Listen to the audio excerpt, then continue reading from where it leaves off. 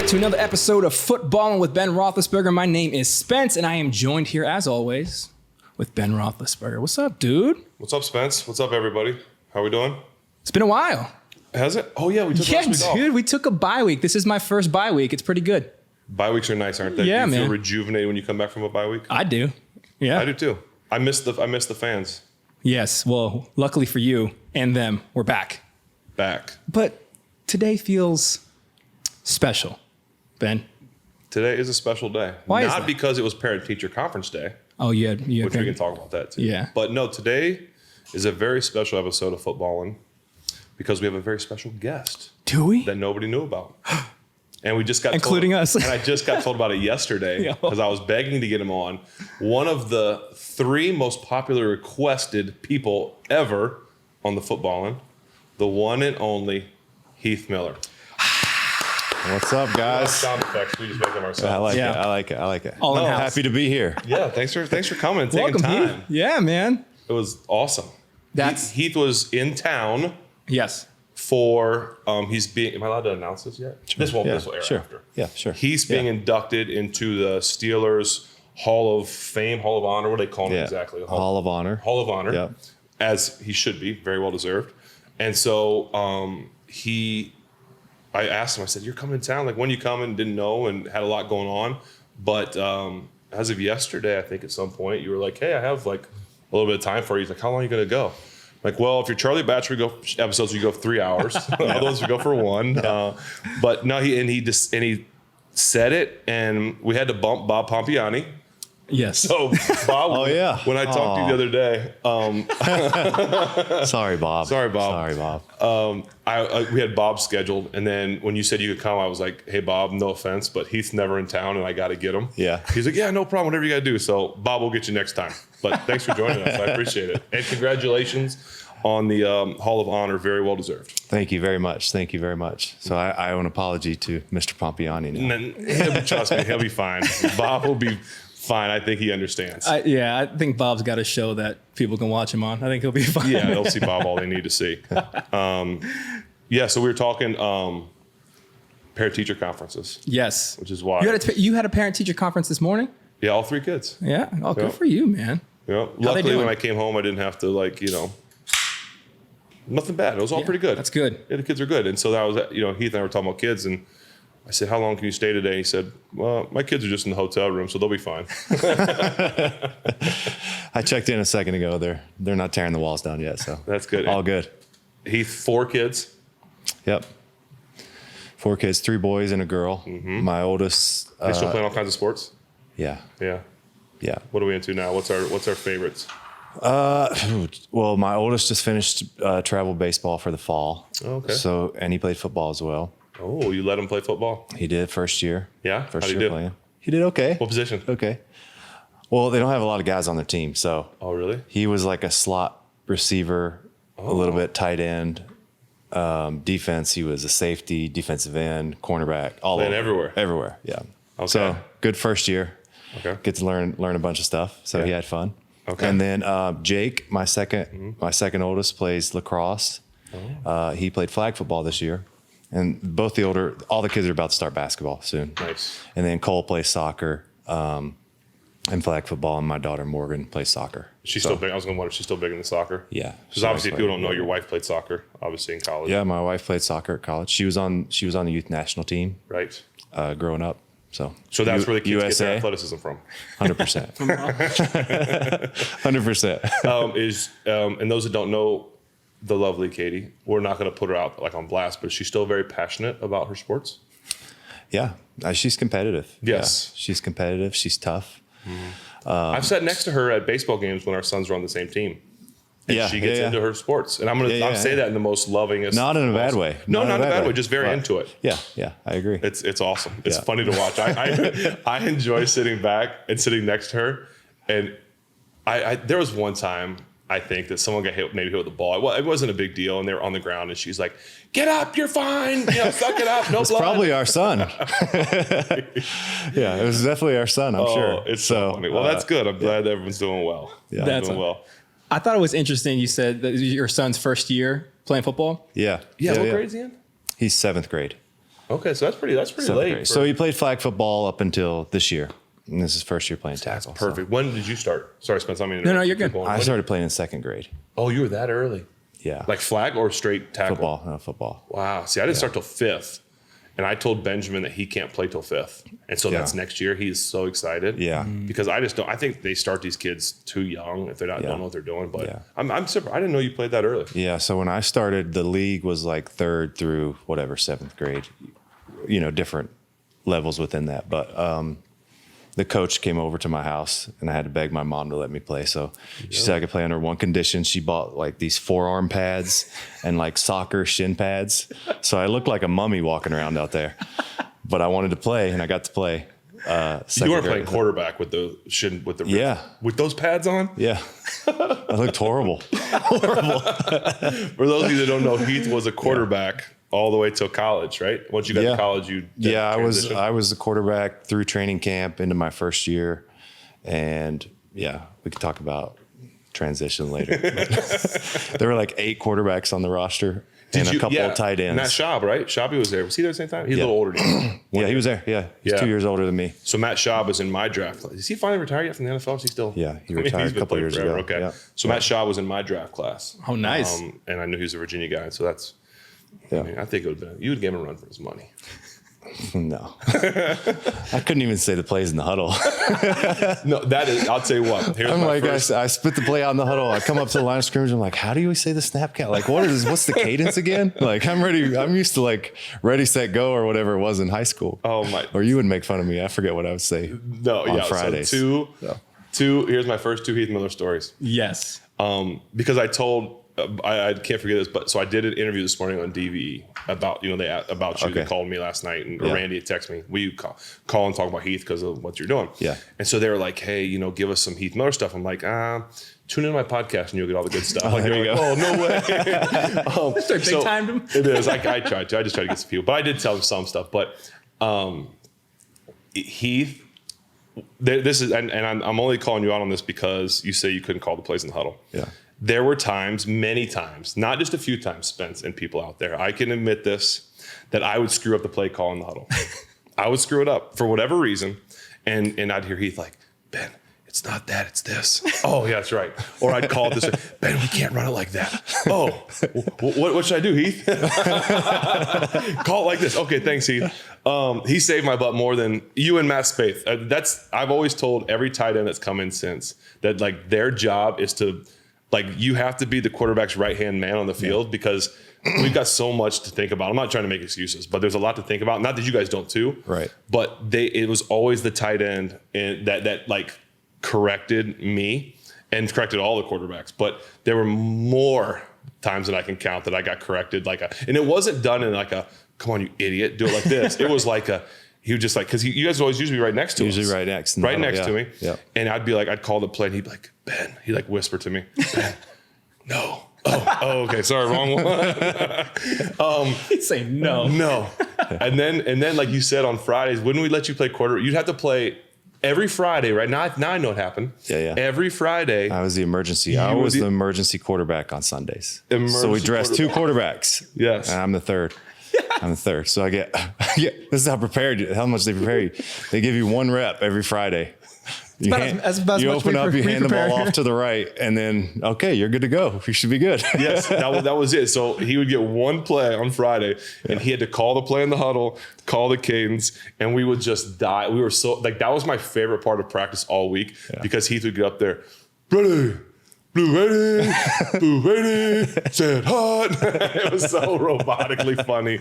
But anyway, it was great. I'm just like, don't fumble the snap. Don't, which way are we going, right or left? So the quarterback has a lot on his mind. So back to what you're saying. So funny. But and then as a tight end, you kind of know like the scheme in the run game, pass game, you got to kind of know everything. So, if Ben's lining us up to the left and we're supposed to be on the right, we're like, no, that's not right, Ben. Sometimes, not that it matters to him, but it matters a lot to us. Sometimes He'd be so nice, he wouldn't even tell me. He would just go line up the right way. Even though I called her wrong, he'd be like, hey, guys, come over here, and then you go over there. Oh, did I get that wrong, Heath? Like, I'm like, fine. Just hand it off. Just hand the ball off.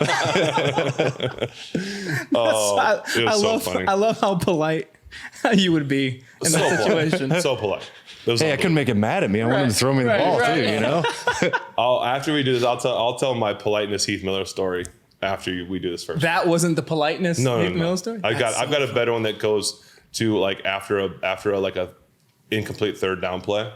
Like many of them. Well, I cannot wait. Yeah, we'll get into that. For that. So Heath, are you a beer person? Like a good. So, no. I was So waiting. probably Sounds in depth there. So I'm probably the worst, what's about to happen. I'm probably the worst judge. I But promise that's okay. you. Let's try it. There's no one worse than us. Maybe my mind's changed today. I don't know. Okay. All right. We'll see. All right. Well, have you ever done like a wine tasting? Yeah. All right. I did that. Yeah. So this is kind of similar to that, but in this scenario, we don't know what we're talking about. Okay. So I'll send this down the line. This is going to be our first beer. Okay. All right. And your responsibility is just to drink it, enjoy it, not enjoy it, react to it, and let us know your thoughts. And I'll give you a little breakdown here before we jump into it. Don't be like Merrill and just chug it right away. Yeah, unless you pull a Merrill. Love you, Merrill. This is from Duclaw Brewing Company Smell that. out of Baltimore, which is ironic. We're retired now, so we know it's not Baltimore, and it's poison. We know it's not poisoned. starting from behind already. Yes. It's called Refreshments Cucumber Mojito. That is right. It's hopped sour. It's 7.1. I don't have an IBU, but essentially IBU is a measurement to tell you how bitter it is. So one is not registered here, or at least given to me. And So what's the 7.1? 7.1 ABV is the alcohol content. Gotcha. So this one, High or low? Is that high? that's or low? kind of That's a high. little higher. It's a little higher. All right. Don't worry, you'll be okay. Yeah, Just a not little- crazy, little sipper. but it could. You have a couple of these, you could tuck you in. Gotcha. You know, I got you. I got all you. right. I smell the mint for sure. Yeah. And when you said mojito, that makes a lot of sense. Yeah. Huh? You smell the mint? Do you smell anything? Mm-hmm. Here it goes. So It's not bad. Yeah. is it? It's not bad. Okay. Not bad.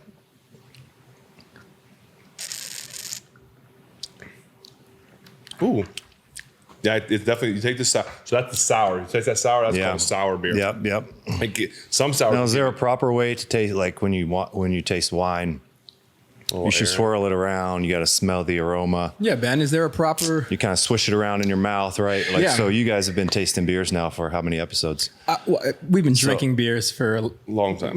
tasting. But formally tasting beers, yes. Yes. What's the proper protocol here? This is exactly how you do it. This is from a professional. Okay, I'm going to watch you then. This is Nice and exactly slow. how you do Yeah. it. There's no way this sip. is about to be legit. This is the most legit thing.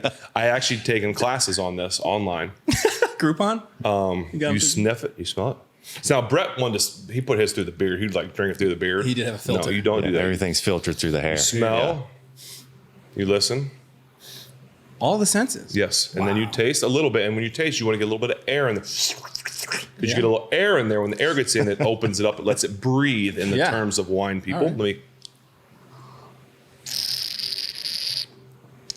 Because then you get all the flavors. So the next time, it. I'd like you to get a little air in there to All right, breathe. yeah. Okay? I'll work on it. We got That was actually way more legit than I thought it was going to be. I'm going to be honest. I thought you about to I'm be. still not sure if I'm buying it though. I did it. I tasted like a wine, and typically that's weird because it's carbonated. Yeah, right? but it's okay.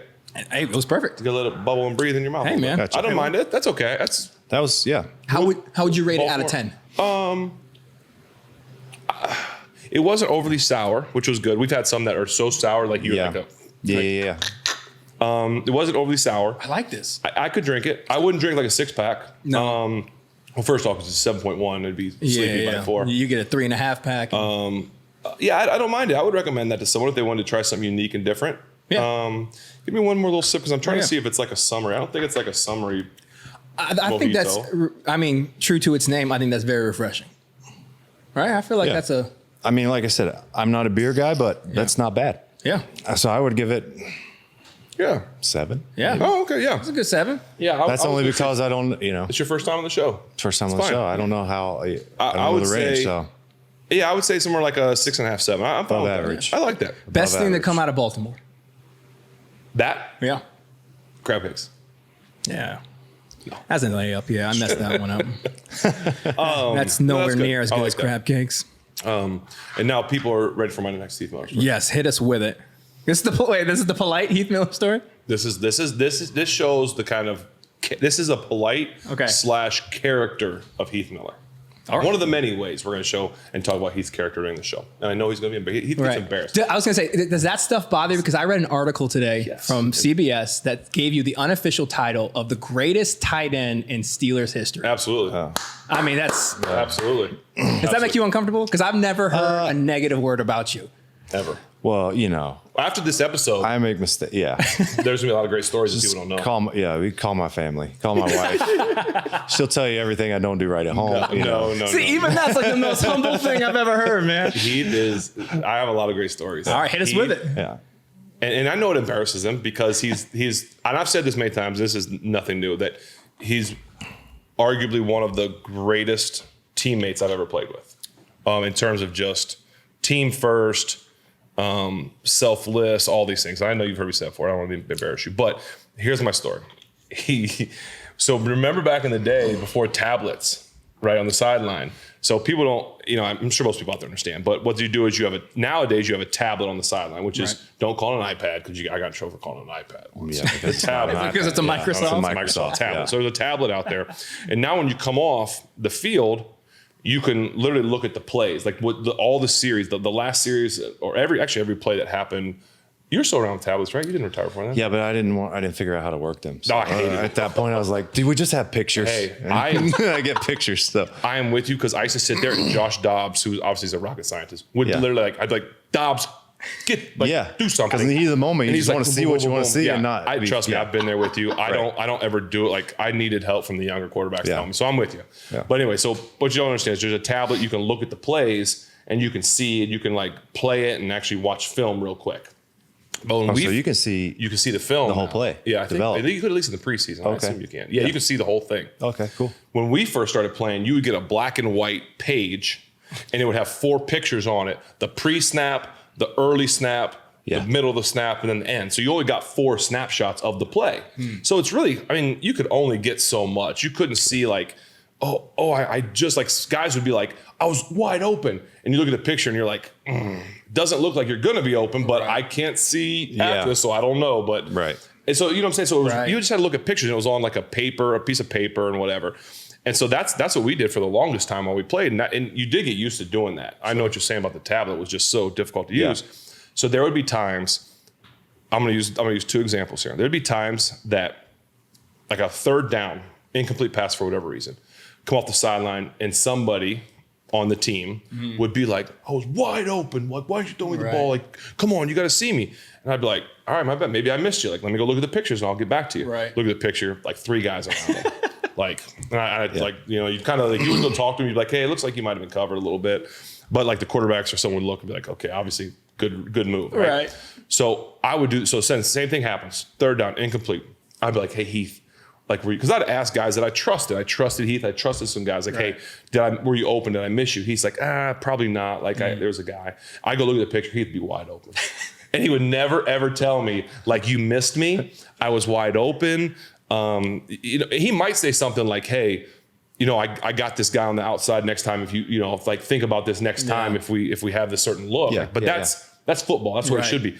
But he would never, ever say he was either open or it was amazing. So I would always be like, all right, Heath, you're wide open. I get it. And he was like, no, that guy was kind of like, Heath, he's 15 yards away from you. Like, he's not going to get there. But that's who he is. That's who he was. Why is that your approach to that? Is that something to like, hey, everyone's going to come up to him and say they're open, I'm not going to bombard them? Is that just your predisposition to view that situation? Like, why was that your response? Well, I've played quarterback before. So I can appreciate like he said earlier, the amount of information you have to process and everything that's going on. So if you got 5, 6 guys, every time you come off, I'm wide open. Right. They're like, it's just a lot to process. He's going to see the pictures. Yeah. And the coaches are going to tell him like, hey, we like this look.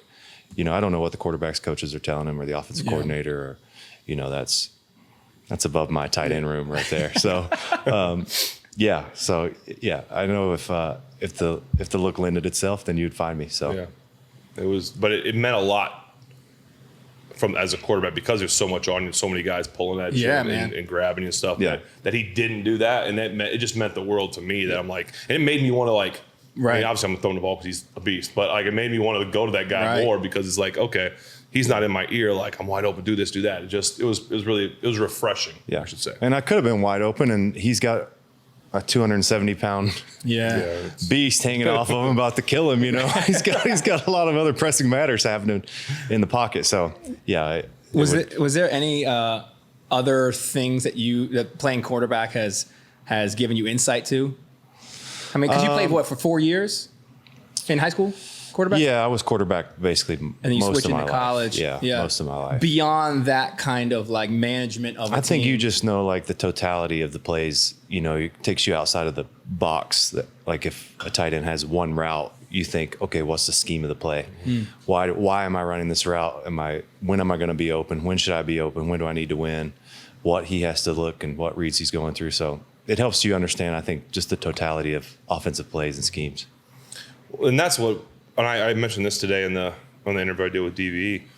One of the other cool things that Heath would do, and there have been other guys that are able to do this, but it takes a special breed to be able to do this. And is like say his route was like a 10-yard in route, okay, and the other guy on his side was like a 3-yard in route, so it was going to look like this, and then it was going to happen. Like it's kind of hard to explain, but basically what would happen is he knew what he was supposed to do all the time. If the other guy next to him ran the wrong route and ran his route, he was good enough to then run that guy's route. And that takes like a total understanding of the playbook and what you're supposed to do. Because it's not like he could have very easily, and it's, you know, there's some guys that are doing it. Like I said, we've had guys on our team that do it. I see it from other guys in football that just understand the big picture of football. Right. Yeah. Because what you could do is go run your route and be right next to the other guy and be like, this was my route, like you're wrong. Yeah. Or you could make it right and not say anything and maybe just kind of, hey, don't forget on that last play you have this. Instead of like, right, what are you doing? Like doing one of these type right. things. Like, and so that was one of the things that I think made you so special. Obviously correcting me in the huddle when I called the wrong play, but you know, adjusting, understanding the full concept of the game. And I said this also, there are very few guys that if we were going to go play like in the backyard, the turkey bowl, and you're playing backyard football, like everyone's like, oh, I'm taking the fastest guy or the guy that can throw the furthest or all this stuff. I'm like, I'm going to take the guy that understands the game. Right. Like understands that when stuff breaks down, what should I do? Because, you know, a guy can run a 12-yard curl route and he's supposed to just sit there. And if the quarterback starts scrambling, which we know I did all the time, some guys would be like, well, this is my spot. This is my route. Some guys understand, I'm going to shuffle, I'm going to move, I'm going to come back to the ball, I'm going to go deeper. And that's what he and other guys, you know, very few other guys understood the totality of football and of what the game did. So I always thought that was really cool that you were able to you made it happen and adjust because it's on the fly. The ball snapped. Right. You're like, okay, I'm supposed to go 12 yards and run a route.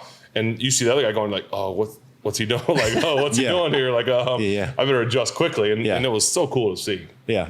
And I'm thankful because you helped me out. Well, people would ask, probably, I don't know if they ask you this, but like, hey, you and Ben always seem to be on the same page. Yeah, do you guys spend count, like, how much do you need extra? And it was always just a natural thing. You know, I think we probably saw the game through the same lens, you know, and like you said, I grew up playing ball, whether it's football, basketball, whatever sport. Right. So you kind of understand the general concepts of spacing and timing and all this stuff. And so I just, fortunately, I had a quarterback that was the same.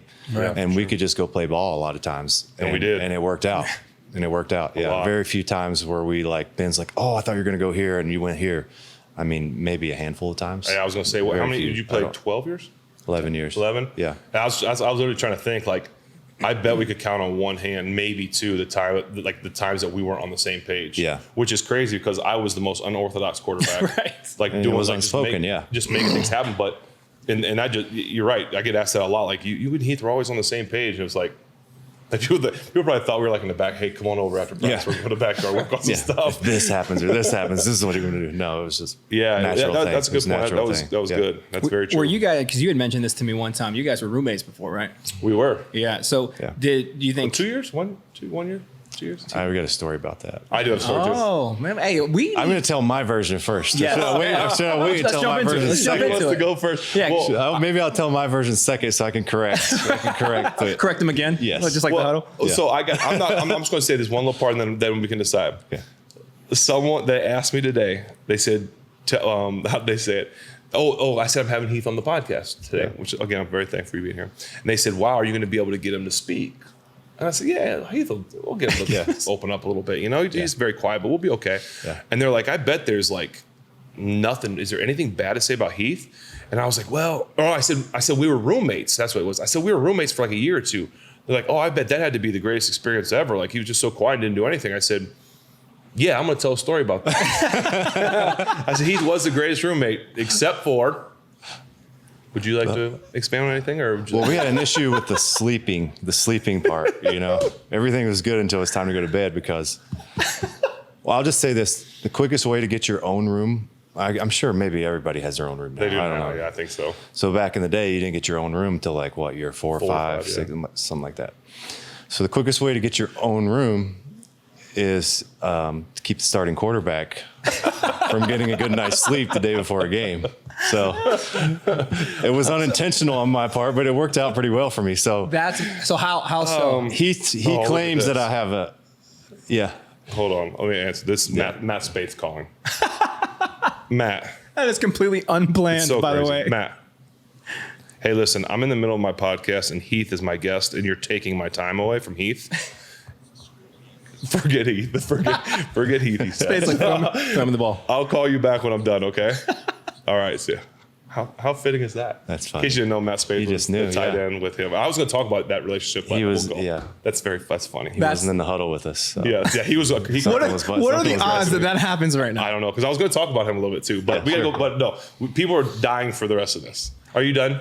Telling your side of the story. So you're just keeping him up. He claims that I snored. I think he just wanted his own room. Interesting. So I was going to say every away game, you only bring enough luggage to fit in the overhead bin. Right. I'm coming and he's like, you got to bring a fan. You got to bring this. This is before white noise apps on the phone. Well, yeah. Sure. So, in hindsight, I'm like, why didn't you bring the fan? You're the one having trouble sleeping. I sleep fine. Well, so why don't you bring all these apparatuses to help you sleep? Why am I bringing these stuff to help you sleep? You never explained that to me. To be fair, Heath was the greatest roommate ever. I love how you have to preface it with something positive. I am a very light sleeper. I am self-admit I sleep. I'm very light, and that's good and bad. Sure. Okay. Heath is a very heavy sleeper. I'm not going to throw him under the bus and say he snores. He breathes very, very, very heavy. That nice? That's a nice way to put it. Yeah. It's the best rebranding of snoring I've Katie ever would heard. agree with you. Thank you. Yeah. See everybody? Agree with me. Thank you, Katie. With you. And at training camp, when we were roommates in the smallest of rooms of all time, those dorm rooms were teeny tiny. Yeah. You brought a fan the first time because you felt bad. Yeah. And so that helped us sleep because Heath would put the fan on, it would drown out the noise. So that I'm just trying to justify why because you brought the fan to camp, and you're right, I probably should have brought a fan, but I don't know. But I'm very thankful that. So selfish. But it worked out good for the both of us because I think at some point you went to Coach Tomlin and were like, Coach, something's got to change. I can't sleep. And then I think we both got our own room after that. Yeah, I did that for you actually. It worked out pretty good, yeah. Because I knew you wanted your own room. Yeah. You had told me, remember? He would leave me little notes like, hey, can I get my own room? He would talk to Coach, get my own room. Yeah. So no, but that's the only negative I could ever think about Heath is that he's a heavy sleeper. Yeah. That's the only bad because thing. Tight ends also work really hard during the week in practice. Before the game, you're tired. True. True. So I agree. That's crazy. That the only negative. That's the worst thing you can say is like, my boy sleeps well. I want to go back to this Matt Spaeth real quick. Yes. Because Matt and you guys and you and me were teammates. Do you remember how long he was there for the first time? No. Probably 5 or 6, right? Yeah, because he came in my third year. Okay. And then he left. Yeah, probably there like his first contract, and then left for a couple of years and came back. And Matt is a great person. Funny. Subtly funny. Like sneaky funny. Dry sense of humor. Yes, like he just said that you suck. Yeah. On the phone. Yeah. Of course he did. Yeah. But Heath was Batman. Sure. And Matt was Robin. Like Mike always, I don't know how that came about, but anyway, they always did that. And what I wanted to say, and I loved having both those guys in huddle because both of them had like their unique skills and talents and whatever. But I don't know if have you gotten to watch much of the Steelers like this year?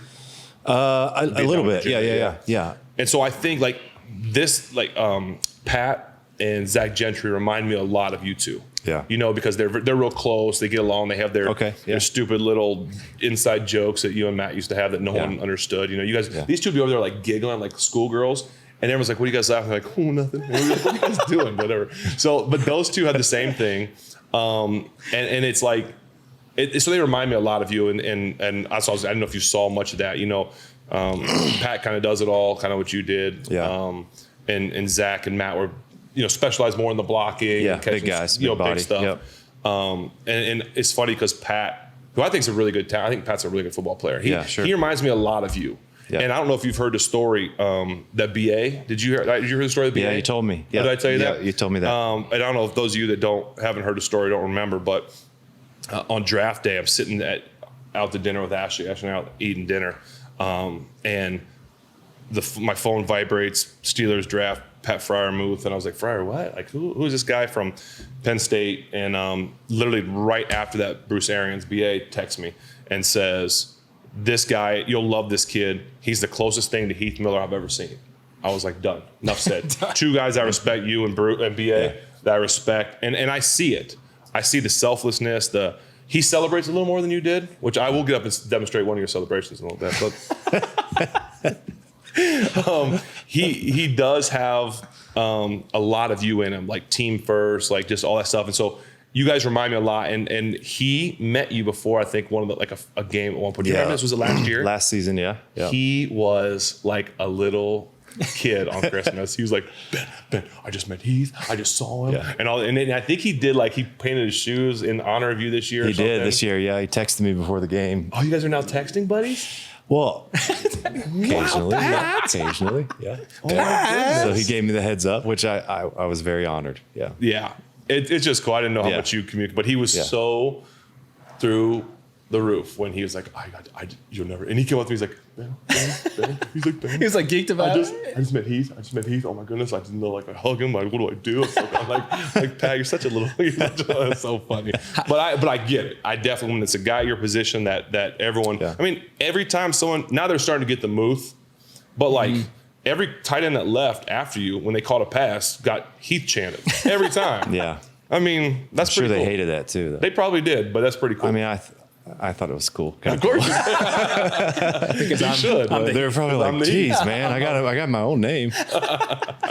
So. No, that's, yeah. So I think there's a cool correlation there between you two and the two new guys. Yeah. It's pretty fun to see. Yeah, and he's a good player for sure. I think Steelers you would know better than me, but they're lucky to have him. And, I think so too. You know what? Yeah.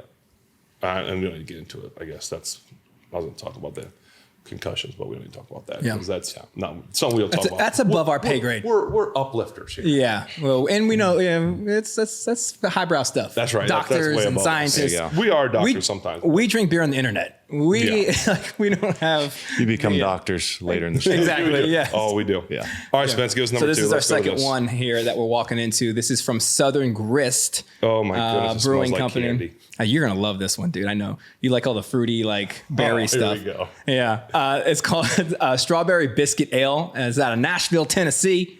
5.2 ABV. It's a blonde ale, and it's actually brewed in partnership with Hardee's, the fast food restaurant. Really? I don't think you can buy it at a Hardee's. Yeah. How do they? But for some reason, why do they? It's brewed with Hardee's, man. Maybe Hardee's has biscuits for like their breakfast sandwiches. I don't know that we're eating at Hardee's. I don't know. They have Hardee's in the South, Yeah, right? Hardee's in the South. Yeah. Yeah. So not this way. Either way, Southern That's Grist, good. Hardee's. Breakfast at Hardee's. Yeah. Okay. All right. So yeah, it is a strawberry biscuit ale. Gotcha. Yeah. I mean, it smells like it smells like candy. Yeah. Really. So now that we have proper technique that Ben educated us on. Oh, it tastes a lot different than I thought it would. How so? I thought it was gonna be sweeter. Did you smell the sweetness? I did smell the sweetness. Yeah. It's not as sweet to the palate. No. It's not horrible. It does smell like candy. But it doesn't taste like candy. No, but like it smells like those strawberry, like you know those little strawberry hard candies. Those things that you love. Yeah, I actually do love those. It's got like the just throwing me under the bus. I love it. You love those things. Yeah. Hey man, we both love berry seltzers. You know this. Only from Ashland. Ashland, yeah, it's the best seltzer on the planet. Ashland hard seltzer. I like that. Of course I do. I mean, it's not as good as a real good stout or IPA, but Yeah, we know how you love stats. That is very good. Yeah, man. But it's not as sweet as you thought. No. It's more blonde ale than it is strawberry. See that professional's in there. Yeah. Look, Do hey. you understand what he said? Hey. I'm not understanding his language. These are industry terms. That's just what we use here, man. I'm learning a lot today. I'm learning a lot. I am curious, though, when you were talking about your kids playing sports, it always amazes me that I feel like people or the professional athletes that I know always wait for their kids to play football. They have some kind of like period of time. And that always is interesting to me. Why is that the case? Did you have a period of time where you're like, no, I don't want you to play football? Because you guys had that with Jamin, right? For sure. Yeah. I think, and I don't have the right answer. At times this year, my sons, you see other kids who have played and they obviously know what they're doing a little more than my son. I'm like, oh, did I wait too long? Yeah. But I think if a kid's a good athlete and he's passionate about wanting to play and wanting to be good in time, you have to be patient, which I remind myself. But I think in time, he'll be fine. Yeah. Because football is not if a kid wants to play soccer, it's going to be really hard as a 7th grader or a 13-year-old kid to pick up a soccer ball and start dribbling around and juggling it. Or if a kid wants to be a baseball player and he's never swung a baseball bat before, I think those are fine skills that would be difficult to pick up later on. But football, I mean, all the other sports transition, I think, well to that. Do you remember? Did the boys want to play did they always want to play football? Do you remember? Always, yeah. Yeah, mine did. I think mine did too. Yeah, I try to introduce him to all other sports. Not that I didn't want him to play football, but like, hey, you don't have to play football. Yeah. And I forget how old he was. Maybe he was like 6 years old. He goes, Dad, it's in my blood. I love that. I didn't know what I didn't know what else to say to that. So I'm like, okay. That's awesome. All right. Yeah, I assume that almost any kid that is around their dad in our sport is going to have that, like, want to do it. Yeah. You know? And Coach Tomlin was awesome. A lot of kids in there. Every Saturday, my older two, my third son and my daughter wasn't old enough, obviously, at the time, but they would come to work with me on Saturdays, come to walk through. They would Ben has stories about this, I'm sure, but they would have this tackle football game with the other kids in the locker room while we're in meetings. So I would come down and my son's in the training room seeing John Norwig because he got hit in the head. Yep. So every Saturday he's probably in the training room more than I was that year. We would get out of our meetings before the tight ends. And so I'd go down there and it was like full-fledged contact, like lighting each other up. No rules, just whoever had the ball. You're trying to go after them. Yeah. And it was violent. And I'm sorry, Heath, but sometimes, admittedly so, we would hype them up. Yeah. That's like, get them going. It's okay. Like, go get them. You got to toughen them up. You got to toughen them up. Yeah. I'm sorry. So some of those might have been our fault, like all the guys down there, but you're right. But it was so cool to see the kids around. Like, I got to do that with Benjamin a little bit, like have him come to training camp and stay one night.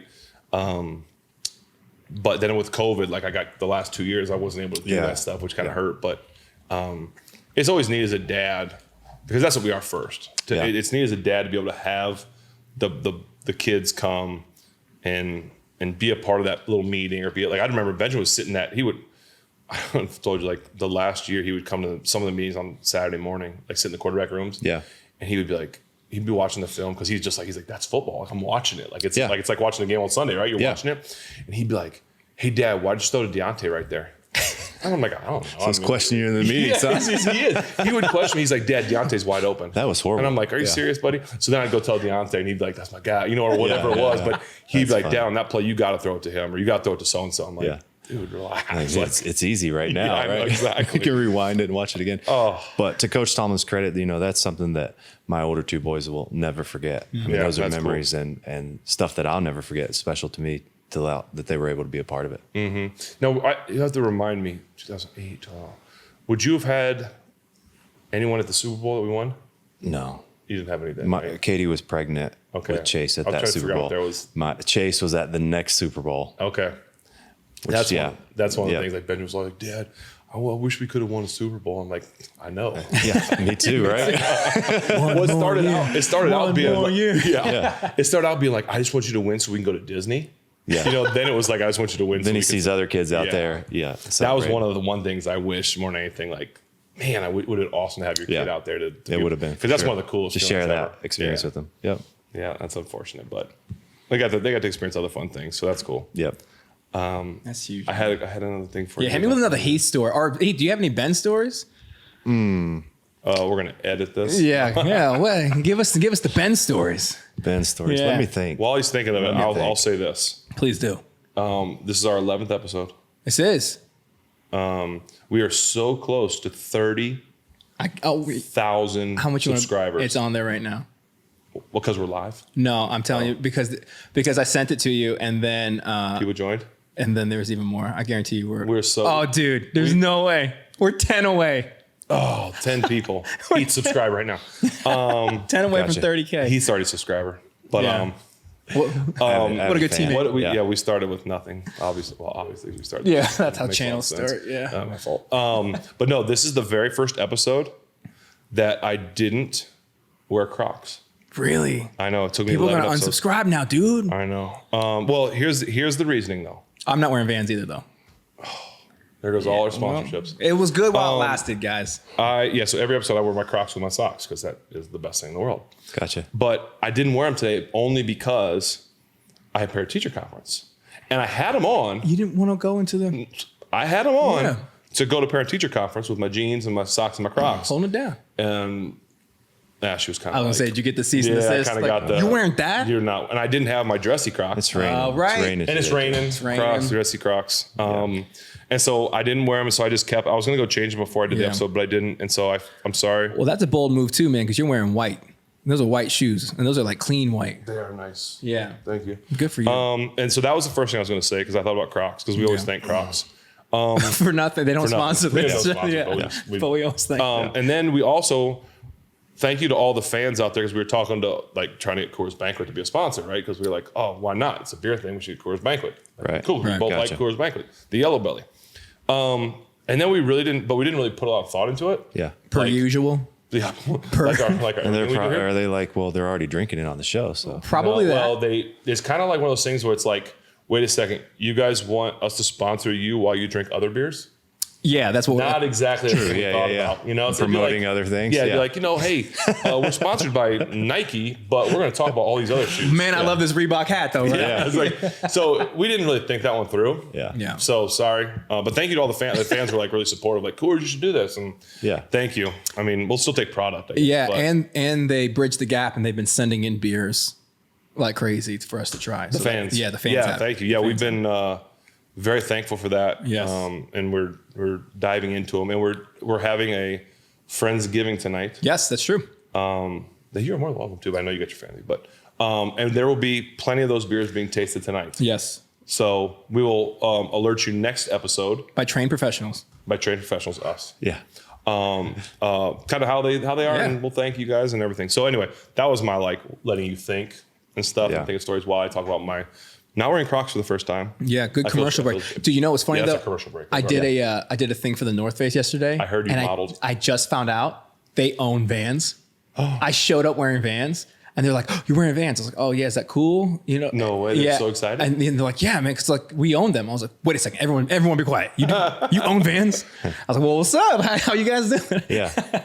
That's funny. I heard you were modeling yesterday. Yeah, I was, How'd that go? dude. Did you have to wear a North Face puffer jacket with no shirt underneath? Yeah, dude, it was so, I don't want to say awkward. It was cool. Everyone at the North Face was dope. But then like stores come in to buy from them, right? And so literally you're in a meeting and you're just wearing like clothes, like jackets. I was there for like, I don't know, 6 hours or something. I wore 3 jackets in a meeting and walked out. And that was That's it. a That nice was the entire, yeah. Good that for was- you. Yeah. Not bad. I was like, Good not for a you. bad way to pay some bills. Yeah. Good for But- you. Yeah. What? So I say that to say I'm one step closer to the Van sponsorship. Congratulations. Thanks, man. Vans, you can go. stay with him. Yeah. I'll take Crocs. All right. Break. Break. Okay. Yeah. Commercial over. So yeah. So do we have any Heath stories? I know you got So- plenty of Heath stories. What are some Ben stories? Well, this one popped to mind. So we're playing Baltimore. Yeah. I don't know what year or the game situation or whatever. But at one point in the game, you were sacked by Haloti Ngata. Mm-hmm. All right. Oh. And you probably knew. up. I don't know how bad you knew your face was messed up. Oh, thanks, Heath. But your face was messed up. Did we talk about this last episode, I think? I feel like we had When this you broke your nose? Yeah. Yes. Something. So I remember, I'm playing the game. I know Ben gets sacked, whatever. Maybe it's a timeout. He comes off from the sideline and I'm in the huddle, you're breathing hard. He starts spitting out the play and I always try to look because it's loud there at his face because you want to be able to see his lips move. Like you want to read the lips and the play because sometimes I'm next to him, sometimes I'm across from the huddle. So at this point, I'm directly face to face with him. I look up and Ben's nose is like going like 3 or 4 different ways. And I'm like, oh. And then I'm like, oh, he can't see my reaction because I don't know if he knows. His nose is like, Does he not it's know? Bad. Like, he might have to have surgery when we get back to Pittsburgh I did. after this. I But- did. But yeah, and I'm pretty sure he probably willed us to victory. It was one of those games that he brought us down at the end. I think we won that game. I'm pretty sure. So. That's the game. I But told that story last speaks week. to his toughness and or and it was kind of stupidity. in his element, when the games are on the line at the end. Yeah. And like you said, it becomes not backyard football because we know what plays are running, but Yeah. the ball's in his hands and he's just going and playing. And that's when he was always at his best. But That's the time when I was just like, oh, and I'm like, I got to control myself here. What was the play again? Sorry, I was staring at your nose. What's the play?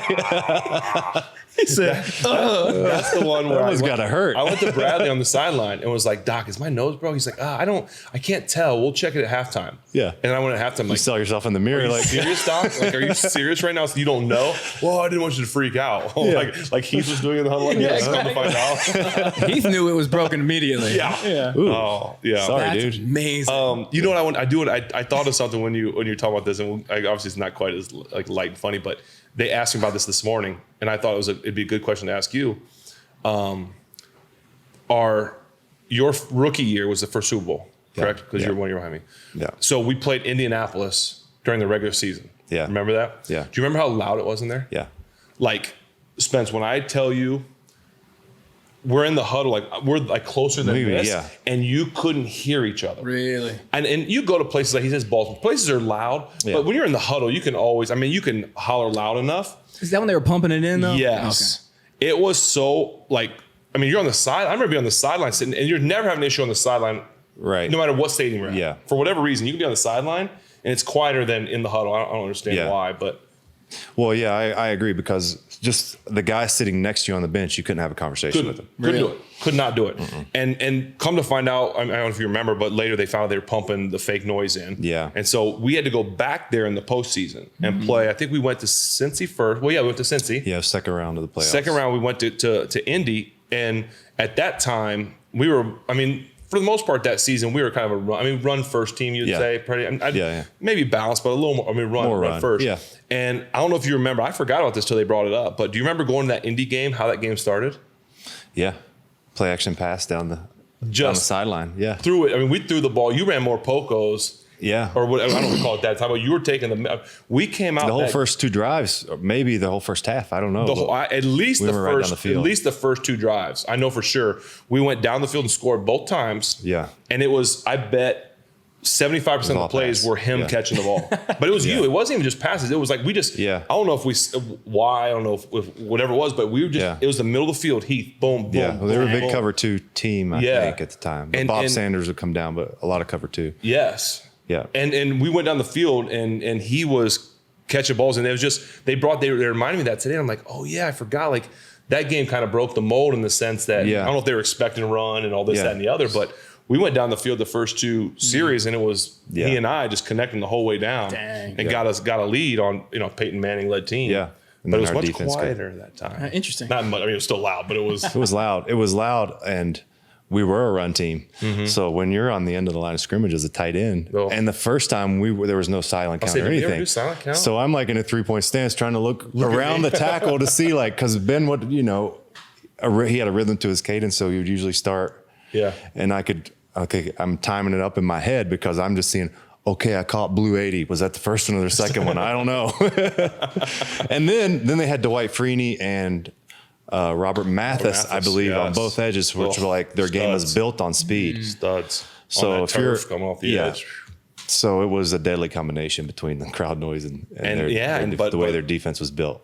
Dude, that was down the field. It was crazy. To throw the ball was a little bit easier. Yeah, for sure. And I totally forgot about that. That was so cool. Until like when they asked me that, I was like, oh yeah, I forgot. We did go down the field doing that. Yeah. Got to lead early, but that game, I remember it felt like that game was like 6 hours because we felt like we dominated the whole. Yeah, for sure. Beginning of the game, maybe the whole first half, and then you look at the score, we're like, oh, we still have close. This many more quarters to go. Dang. Were you on the field when Jerome fumbled? Do you remember? Yeah. Were you? You were the wing. I was down in like the bottom of the pile. I just looked up and saw him running. Really? I wondered. And I saw it would have helped if Heath would have been back there because he had more speed than me. I remember thinking like, I don't know. Speed on the field. Tuman was out there, and Tuman was coming at an angle. I don't know if he would have got him, but yeah. I still don't know how you made that tackle. Well, yeah. I just didn't know if you were out there or not or what you were thinking because I know it was bizarre. But anyway. What were you thinking when you saw him make that tackle? Like you knew, like as he's going back and forth, he's trying to pick my heart throughout that whole game. Like I said, I felt like it took forever, but I feel like I'm like, holy cow! My heart almost stopped like 5 different times because they missed field goals. Yeah. You made the tackle. Well, they still had a chance. They were throwing the ball into the end zone to win the game. They had a chance to win it at the end. They were like taking shots. And then they were and Vanderjack was coming over there, and he was Mr. at home. He was an incredible kicker. Yes. Coach Cowher tried to ice him or something. I just remember him yelling something at the sideline. Oh yeah. I don't know what was said. He was mad. He was mad. Yeah. And then he missed it. Yeah. So that was just a game like, holy cow, I'm exhausted just by watching, being like up and down, emotional roller coaster. Yeah, because people are like, oh, you saved it, like I saved the day. But really, I stopped them from scoring right there, but they had a chance to go win the game. Yeah. And our defense stepped up. I mean, it wasn't like it was like a 70-yard field goal. It was a field goal. They should have made it. Yeah. So it was still crazy. I mean, if he would have went and scored, we would have had the ball back with a chance to go ourselves. Mm-hmm. But at that point, it would have been crazy. But that was a cool memory to think about. Yeah. That game, because when Heath would score his touchdowns, that's the other thing I would say about Heath. One of the cool things is when a touchdown happened, he would just kind of flip the ball to the official usually, and then turn and look to celebrate with teammates, which I think is one of the coolest things ever. I respect that a lot. I love when you score a touchdown because you literally can never score a touchdown. I'm trying to make sure that this is possible. On offense, you can literally never score a touchdown without the help of somebody else. Yeah, it's a team sport. It's a team sport. Yeah. I mean, even if you're making an amazing catch, well, the guy to throw you the ball or an amazing run, someone had to block for you. Right. You had to have something. Yeah. So every time you score, you should credit other people. I mean, that's the way the game. Yeah. I mean, and that's what Heath would do. Yeah.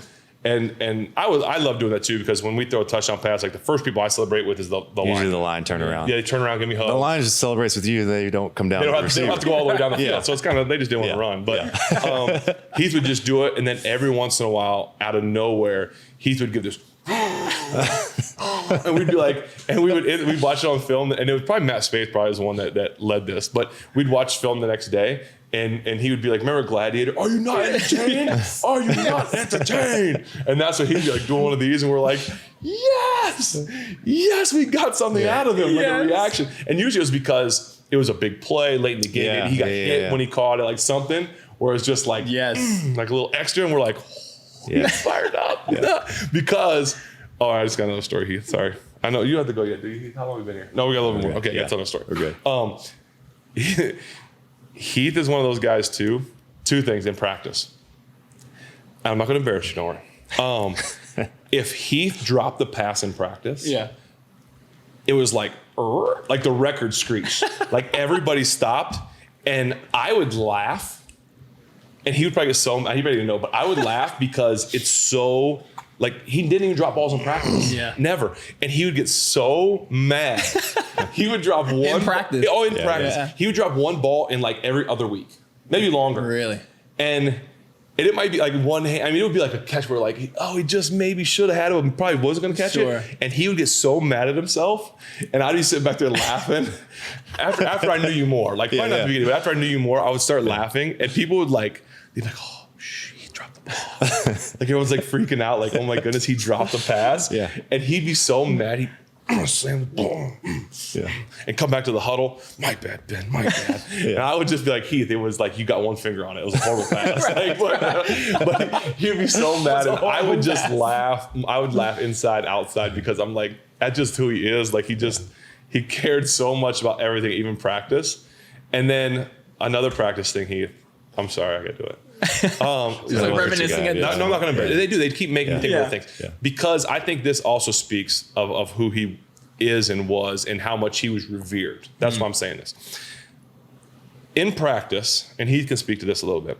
In practice, especially during training camp, would you say once during training camp probably happens more often, but maybe every other week to maybe once a month, like a fight of some sort breaks out? Yeah. Training camp, more. But every once in a while, yeah. Yeah, not very. I guess not so much in the regular season, but fights will break out. People kind of run out of steam once the season starts. Right. Yeah. True. And usually it's like an offensive defensive lineman. Usually they're mad at like a practice guy who's going a little harder because I don't blame him trying to make a team. I mean, he's trying to hang around. Yeah. Sometimes they can probably get annoying, but some guys, and I won't mention anybody's name, but some guys fight like all the time. Yeah. And it kind of loses its like, oh, so-and-so's fighting again. Yeah. Oh, there goes so-and-so again. Yeah, okay. Yeah. There's a few people in the world when they kind of get to, and I don't want to call it a fight because you're probably thinking of like, we're going to square up and we're going. Right. It's like pushing. It might be grab a face mask. It might be it's a scuffle. A little scuffle. Scuffle. Yeah. I don't know how many times it ever happened in Heath's career. If it's 1, 2, or 3. I mean, maybe I'm wrong, right? I want to hear what the story is before I agree. I'm not going to agree with anything until I hear the story here. No, but it would be like one of those things. Like I said, I can remember it once or twice when you always know when the scuffle breaks out too, because it's like either whistles are blowing, like trying to like whistle and stop it. Yeah. And you just see this mosh of people. But sometimes it might just be 1 or 2 people, it might be 3 or 4. Some guys are coming in to break it up. And that's usually guys are jumping in to break it up. Sure. Yeah. Every once in a while, like if a lineman, if it's a revered lineman, like one of the starting 5, if they're getting into it, the other starting 4 are going to get in because it's like they have a little click, right? You don't mess with the lineman. Right. Yeah. Makes sense. Yeah. If it's 1, it's 5. Yeah, for sure. Those guys, for sure. So I remember once, maybe twice, it's like you hear that and you're kind of looking and you see 83 in the middle, like it's like something happened. Yes. And for it to happen, it had to be something pretty, like either Heath was just in a bad mood and this kid or whoever it was has probably been like pestered for a long point. And like he probably told him a couple times, like, hey, stop it. But it happened. And when it happened, it was like the whole team comes to this thing. And usually what happens is offensive guys try and break up offense, defense breaks up defense. And they sometimes like defensive guys will jump into it to fight. Like you're defending your guy because we wear different colored jerseys in practice. So yellows and white.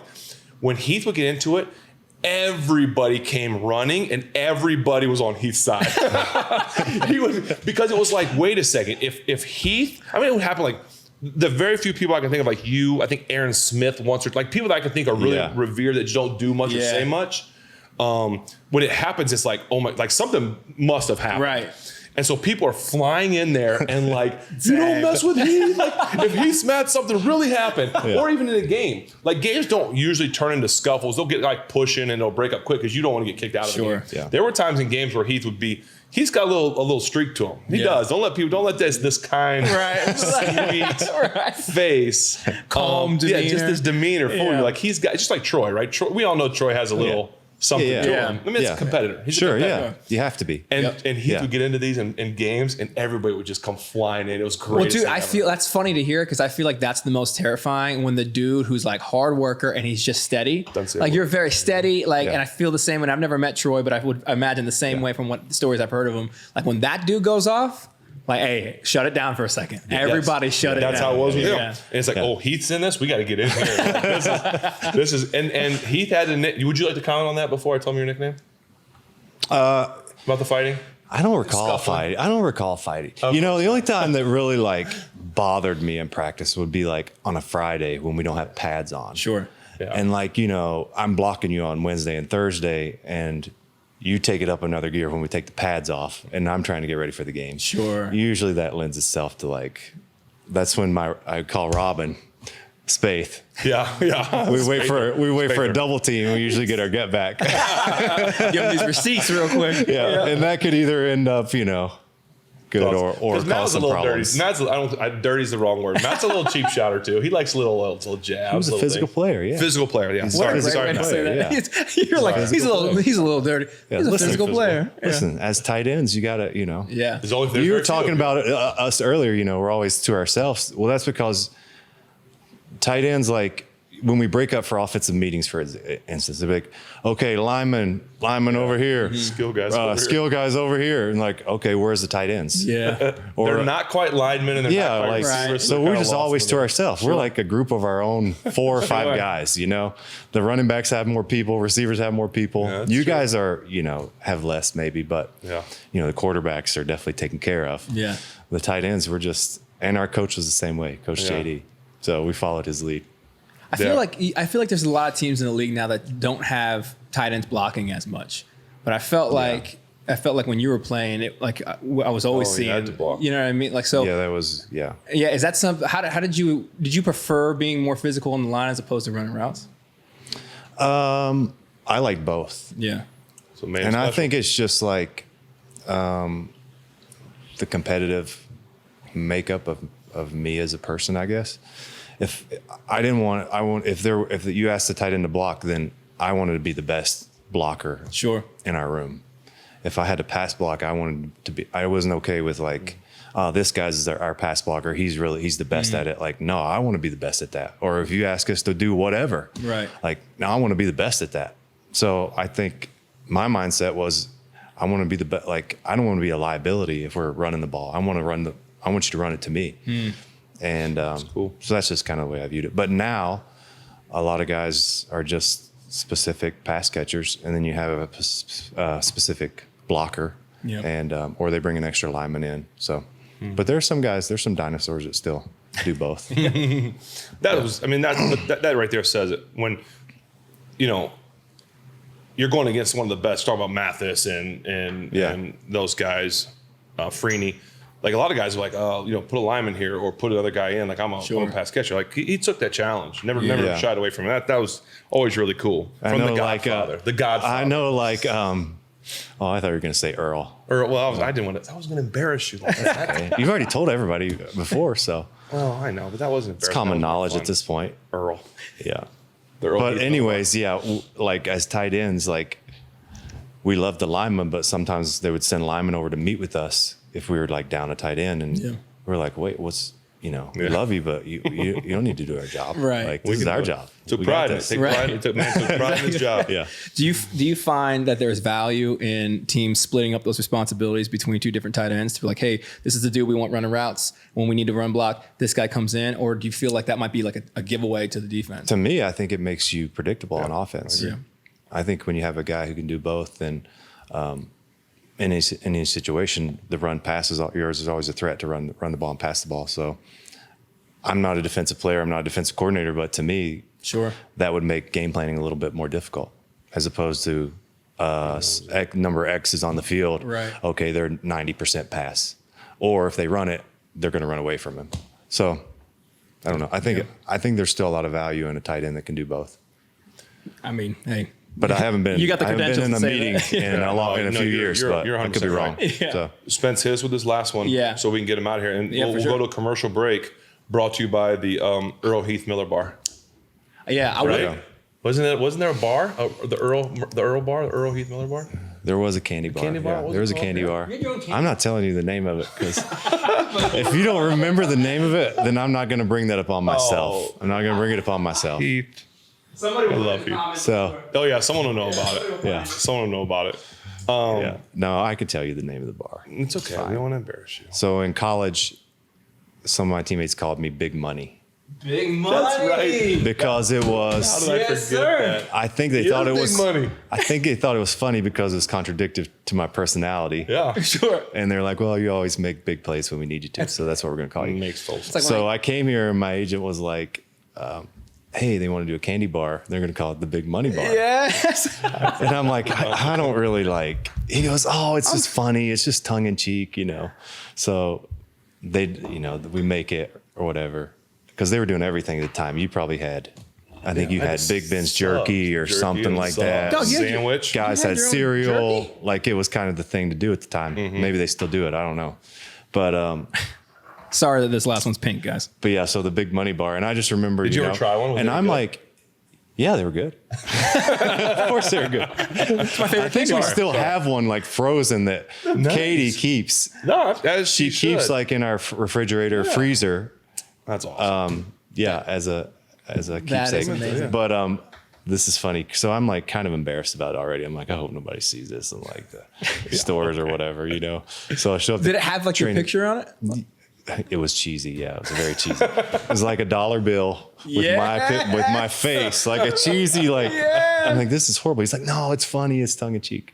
So RJ Gonzer. So I owe you for that, RJ, if you ever watch this, which I told him about later. But so anyways, I'm like, I'm like, I hope nobody sees this because. So I show up to training camp year 2, I think, and Alan Faneca, who I like looked up to, like everybody on the team looked up to, like. Tremendous player, person. I go in the huddle. He's like, "Oh, here, so you got a candy bar there, big shot," or something like that. And I'm just like, "Oh, great! Like here we go." I knew it. I never should have did that. Just one of my heroes making fun of me. No big deal. This royalty check better be a lot of money because That's amazing. yeah. That's awesome. All right, I'll jump into this. And unless you have more stories, I would love to, as we're wrapping this up, hear maybe some of your insight on the current state of the Steelers as we're landing this plane. But before we do that, let's drink this pink liquid that we have in front of us. Okay. This is from Flying Dog Brewing, our brewing company. It's from Frederick, Maryland, with journeying back. It's a, what does it say here? Oh yeah, it's a fruit punch sour. It's 5.3% alcohol. Again, no IBU, but it says the champ is here. A 1-2 combo of sweet and tart that stuns you with a pucker punch. If you ever dream, put the camera on you. If you ever dream of a better sour, you better wake up and apologize. Here we go. All right, here we are, boys. All right, Heath first. All right, let's see. It doesn't smell delightful. It's not bad. Really? It's not bad. I did not expect that from him. Really? I mean, The fruit taste is it works, I think. Yeah, it does not smell good to me. No, it doesn't smell good at all. No, it's good aeration. Yeah, I didn't get enough air in there, but you're right. For my it taste, tastes much better than it smells. Does it? Yeah, I agree with you. It's not bad. How would you rank it out of 10? That's pretty good. Let me say it's good. What do you think?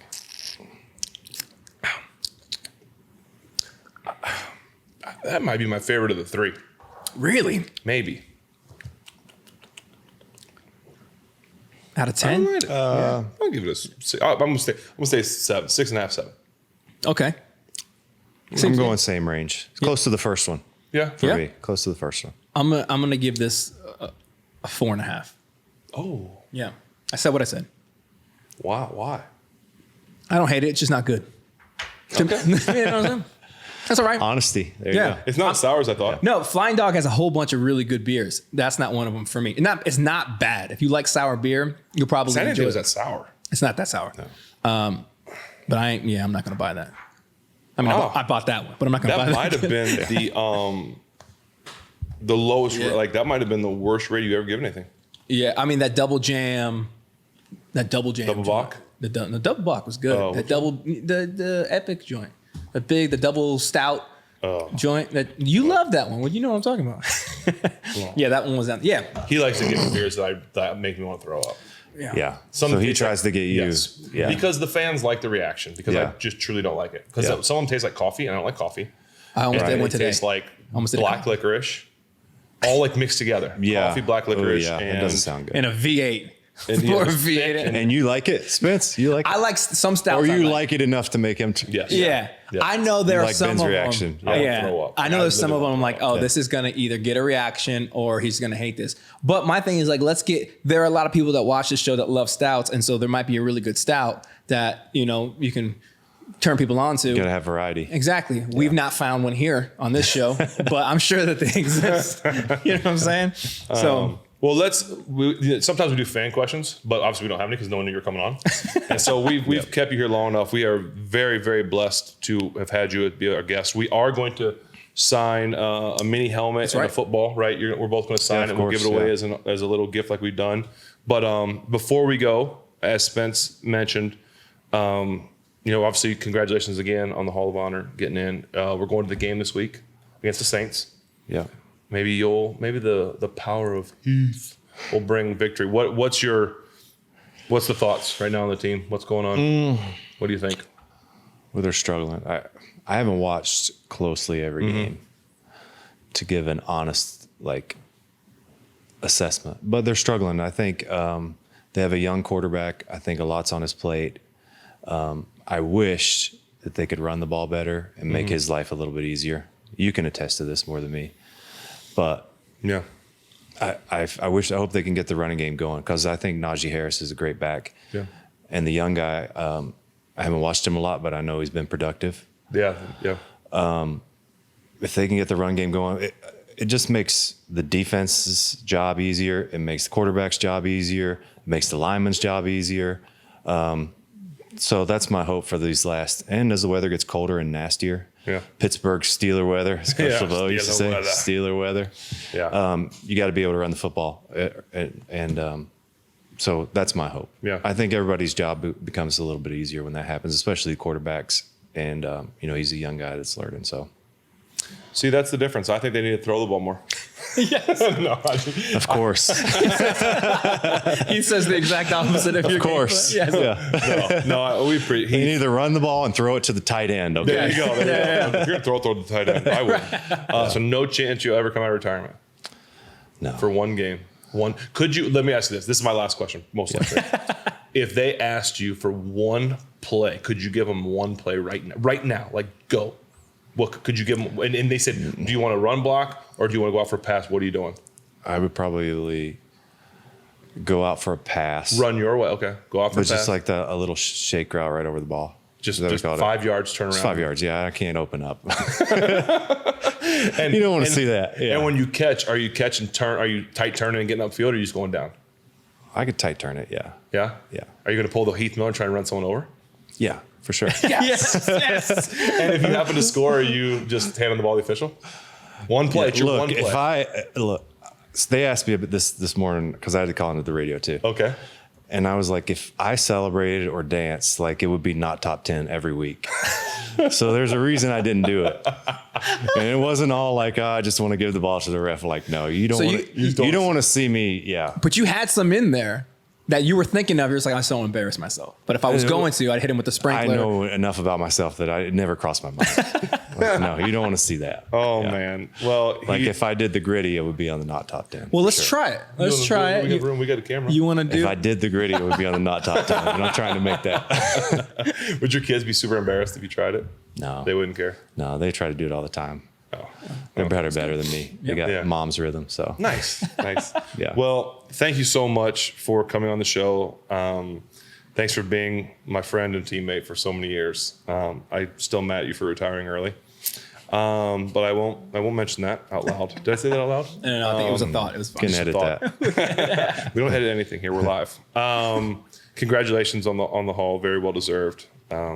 And the family and everything, and just thanks for the time. Really appreciate it, bud. No, thank you guys, and I'm getting recognized, but like I said, it's a team sport, and not a lot of people can say that they were drafted in my case and played with a Hall of Fame quarterback for 11 straight years, the same Hall of Fame quarterback for 11 straight years. So that had a huge effect on my career, and you know how I feel about you and how much I appreciate you. So I know I'm getting honored this weekend, but this guy was a huge part of it. Yeah.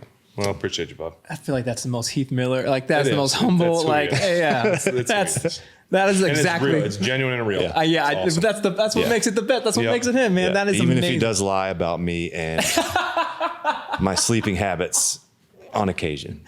I even said you didn't snore. Or embellish. He embellishes. It's an exaggeration. Yeah. Spence, take us home before I start crying. Just get us out of here. Get us out of here. Well, thank you guys again for tuning in. Obviously, thank you, Heath, again for stopping by while you're in town.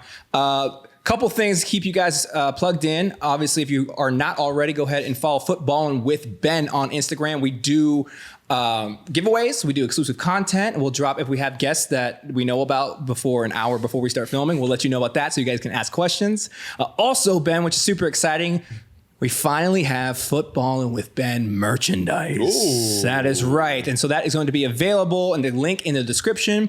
Feel free to jump down there and grab that if you so please. Beyond that, we appreciate your guys' time and we'll see you next week.